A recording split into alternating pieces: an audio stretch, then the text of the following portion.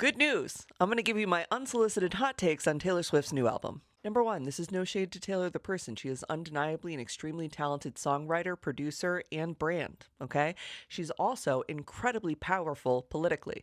Of all the people in all the campaigns that registered folks to vote, Taylor Swift registered the most people to vote in the 2024 election than anyone else. Her influence through her music is very important to democracy.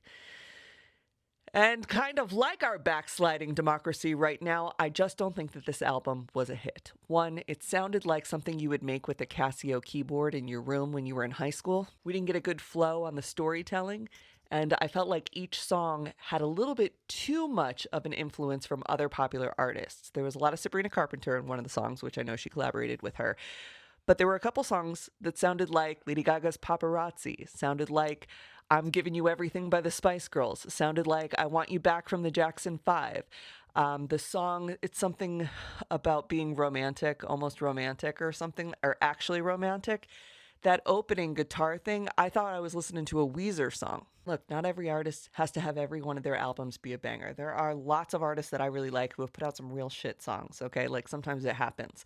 But with Taylor Swift in particular, given all her money, all her talent, and her understanding of how important she is to her fans, it just felt like, why this album? Why now? What is it that you really wanted to say that you had to put this out right now?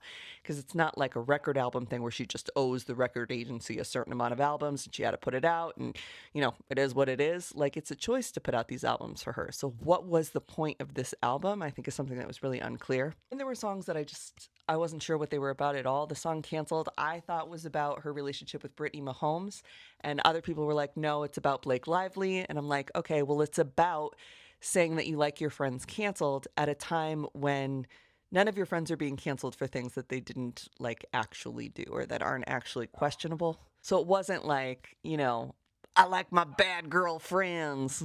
Especially since in an earlier song you say, I'm not a bad bitch, I'm not savage. I didn't like the use of the word savage either. Anyway, what I will say is music really reflects the moment that we're in, and I'm not surprised that this was a backsliding album for Taylor Swift, as we feel like we're all backsliding in many parts of our life. You're going to see some really incredible music come out of the next couple of years because resistance music and music that is written during recessions tends to be very good and poignant, but it won't be from the big stars. It'll be from indie acts and some of the alt bands. At the end of the day, the promise she made with this album just quite simply wasn't fulfilled, and sometimes that happens. In other capitalist news, we're going to do merch. We're exploring it right now. I want it to be something that's not under the desk coded so that you can wear it forever. So what do you think about something like this? I think it's kind of classy.